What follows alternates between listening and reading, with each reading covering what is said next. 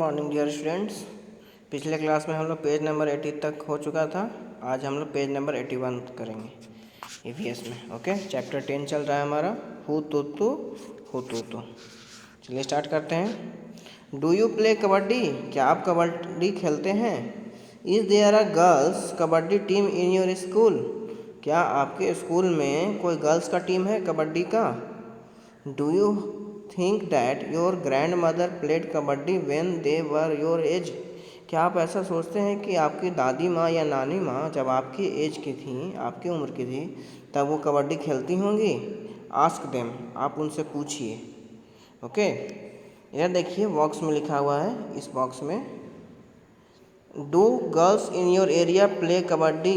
क्या आपके एरिया में जितनी गर्ल्स रहती हैं वो कबड्डी खेलती हैं? और एनी अदर आउटडोर गेम, या कोई दूसरी आउटडोर गेम खेलती हैं? If there are girls who do not play, अगर वैसी गर्ल्स जो नहीं खेलती हैं, then what are the reason for them not playing? क्या रीज़न है उन्हें नहीं खेलने का? डिस्कस कीजिए। ठीक है, क्या कारण है कि वो आउटडोर गेम्स नहीं खेलती हैं? बताइए डिस्कस करके। सोचिए कि क्या कारण है कि आपके एरिया की लड़कियां नहीं खेलती हैं, बाकी जगह खेलती हैं। सोचिए सोचिए। तो बहुत सारा रीज़न हो सकता है। एक तो वो लड़कियां ज़्यादातर घर पे काम करती होंगी, घर में काम खाना मम्मी का हेल्प करती होंगी, है ना, या उसको घर से निकलने का अलाउ नहीं होता होगा, है ना। बहुत सारा रीज़न है, सोशल बैरियर्स है। ओके, चलिए आगे देखते हैं। कर्णम मल्लेश्वरी, इसके बारे में हम लोग थोड़ा सा इनके बारे में जानते हैं। ये कौन थी, है ना। हैव यू सीन और read about her in the newspaper? क्या आप लोगों ने उन्हें देखा है या पढ़ा है न्यूज़पेपर में? Karnam Malleswari is a weight lifter, ये भार उठाने वाली एक स्पोर्ट्समैन थी, ठीक है ना, स्पोर्ट्स वुमेन थी। She lives in Andhra Pradesh, वो आंध्र प्रदेश में रहती थी। Her father is a police constable, उनके पिता एक पुलिस कांस्टेबल थे।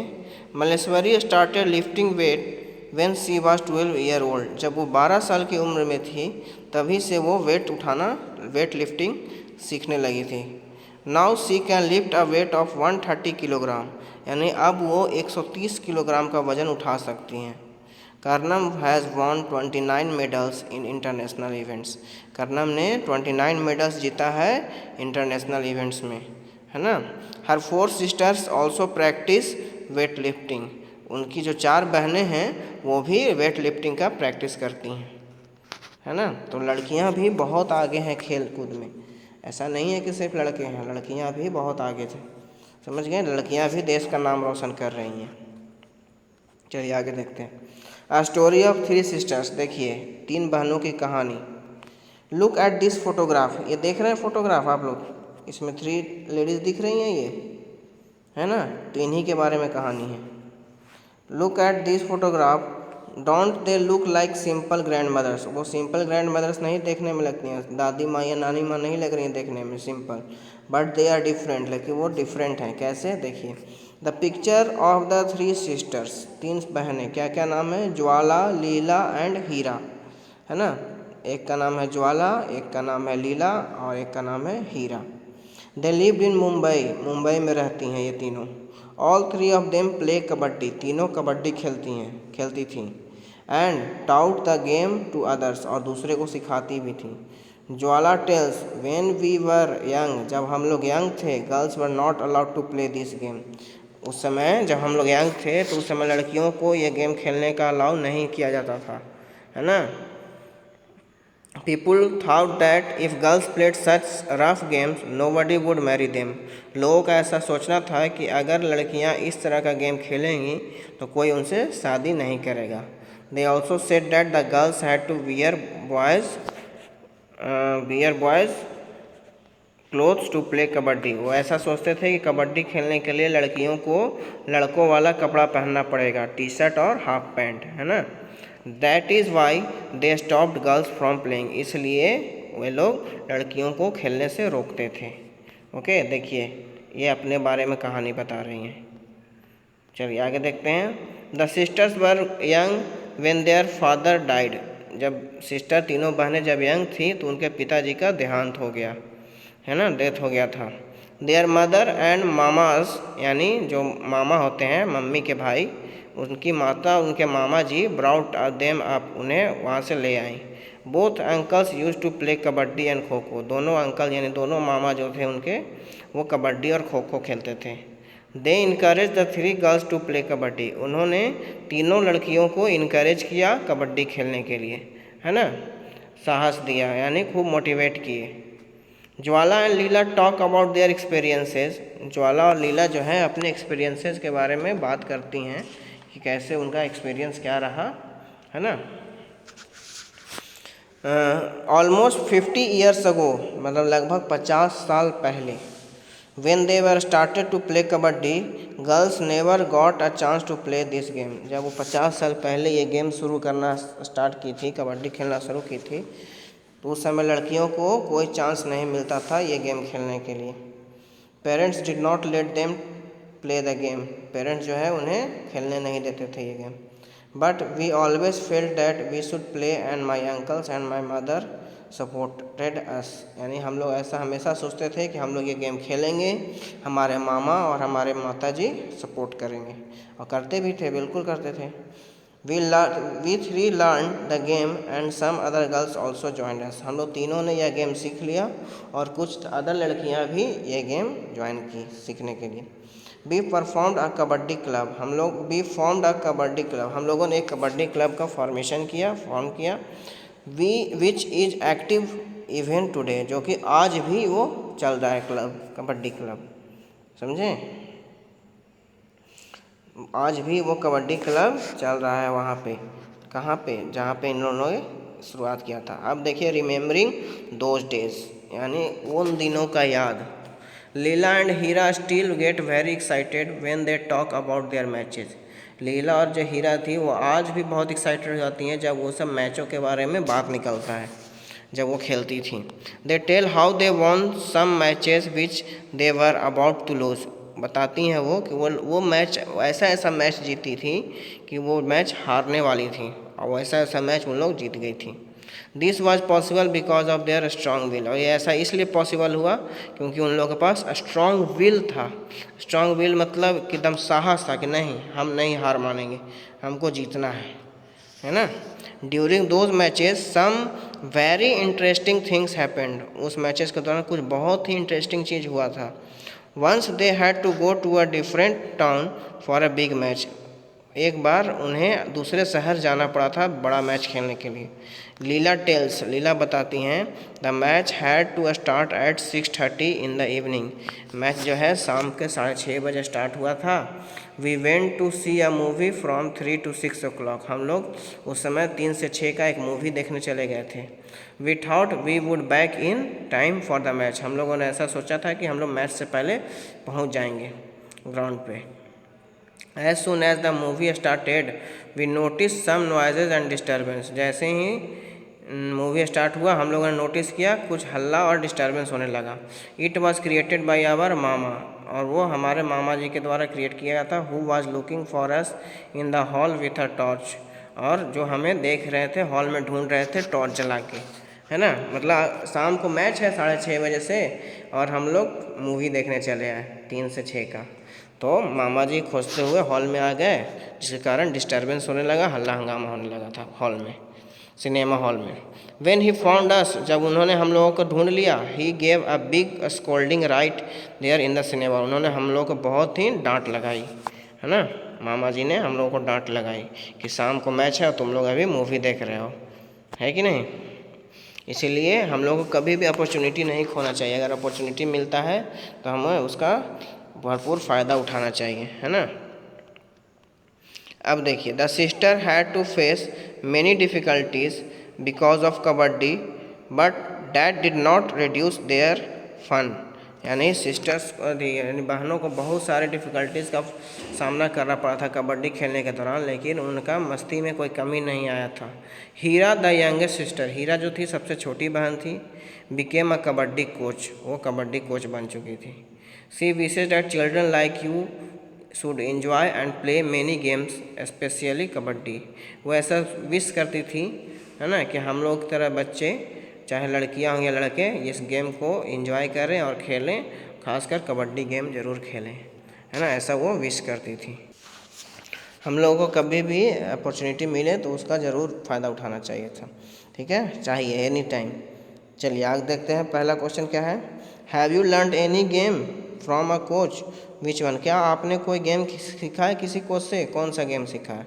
अगर सीखे हैं तो यस, और कौन सा गेम सीखे हैं तो वो गेम का नाम लिख दीजिए, नहीं सीखे हैं तो नो लिख दीजिए। Do you have any one who has learn any game from a coach, क्या आप किसी को जानते हैं जो कोई गेम कोच से सीखा है? ठीक है, मान लिया आपको कोई दोस्त क्रिकेट सीखा है तो लिख लीजिएगा some of my friends are learning cricket. कोई दोस्त फुटबॉल सीख रहा है तो some of my friends are learning football. Okay, इस तरह से लिख देंगे। अब आइए डिस्कस में। डिस्कस में हमारा फर्स्ट क्वेश्चन है, how does a coach teach, coach जो है कैसे सिखाता है। How does a coach make a player practice, कैसे कोच जो है प्लेयर को प्रैक्टिस करवाता है।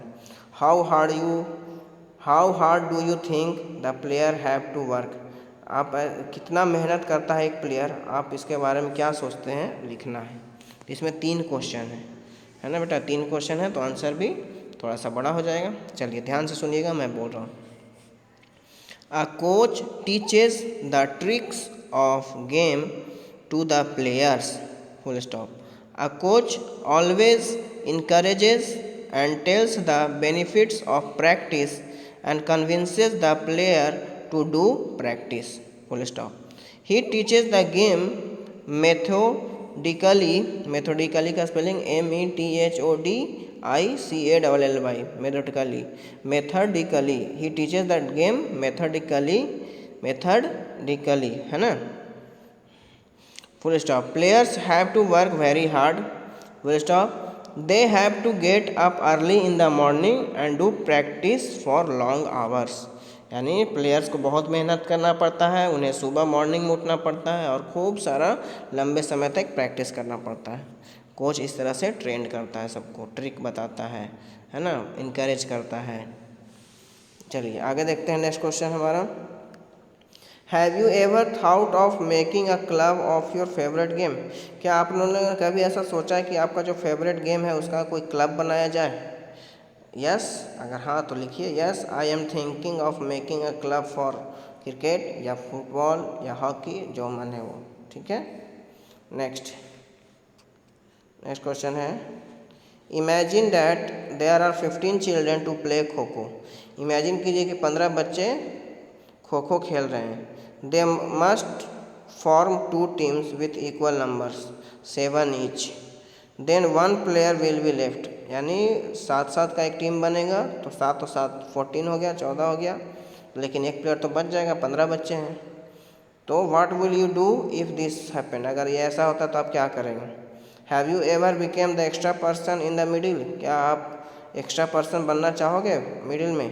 राइट अबाउट दिस, इसके बारे में लिखिए आप क्या करेंगे, ठीक है। तो आंसर ऐसा लिखेंगे इसमें कि I will make 2 team consisting of 7 players each and remaining 1 player will be the referee, ठीक है, यानी मैं 2 टीम बनाऊंगा 7-7 का और एक टीम प्लेयर जो बच जाएगा उसको मैं रेफरी बना दूंगा।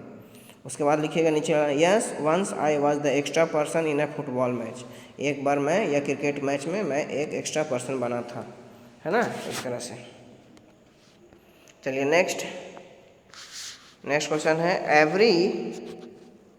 Every game has some rules, हर गेम का कोई ना कोई रूल्स होता है। The game is played according to those rules, उस गेम को उस रूल के अकॉर्डिंग खेला जाता है। Let us see what happen if the rules are changed, अगर रूल्स बदल जाते हैं तो क्या होते हैं। फॉर एग्ज़ाम्पल इन क्रिकेट, एक एग्जाम्पल लेते हैं क्रिकेट का, a batsman gets out if the bails falls off the stump, यानी अगर स्टंप के ऊपर से बेल गिर जाता है तो बैट्समैन को आउट माना जाएगा, चाहे वो लग के गिरे ऑटोमेटिक गिरे, हवा से भी गिर जाएगा तो उसे आउट माना जाएगा। Imagine if there is a rule that the entire team will be out if all the 3 stumps fall, imagine कीजिए कि अगर ऐसा हो कि बॉलिंग किए और तीनों का तीनों स्टंप गिर जाए, कबड़ जाए, और इसका रूल ये है कि अगर तीनों स्टंप कबड़ जाएगा तो पूरा टीम आउट माना जाएगा। तो इमेजिन कीजिए कैसा फील होगा आपको, है ना। वुड इट बी फन, क्या ये मज़ा आएगा ना ऐसा अगर होता है तो, है ना। चलिए देखते हैं इसका आंसर कैसे लिखेंगे। देखिए, new rules are always made, हमेशा नए नए रूल्स बनते हैं, full stop. Playing a game such as cricket with new rules may give extra fun to both the players and the spectators. SPECTATORS, spectators, SPECTATORS, spectators. Okay, यानी ये बहुत ही नया फ़न होगा। अगर देखिए हर गेम में रूल्स रेगुलेशन बदलते रहते हैं, जब भी कोई नया रूल्स आता है तो हमें फ़न भी मिलने देखने को मिलता है, मज़ा आता है, एक्स्ट्रा फन, है ना, प्लेयर्स के लिए भी और स्पेक्टेटर्स के लिए। स्पेक्टेटर्स जो ऑडियंस होते हैं, जो देखते हैं गेम को। चलिए लास्ट क्वेश्चन देखते हैं। Try and play the game with this rule, आपको घर में क्या करना है, इस रूल के मुताबिक क्रिकेट खेलना है। क्या तीनों टाइम गिर गया तो all out. Similarly make some rules for other games and play, आपको इसी तरह से कुछ रूल्स बनाने हैं और उस गेम को खेलना है, तो ये आपको खुद से करना है। ओके, ये आपका एक्टिविटी है, समझ गए। आज हमारा ये चैप्टर फिनिश होता है। किसी को कोई प्रॉब्लम हो तो वो मुझे कॉल या मैसेज करके पूछ सकते हैं। अगले दिन हम लोग नया चैप्टर शुरू करेंगे। Thank you.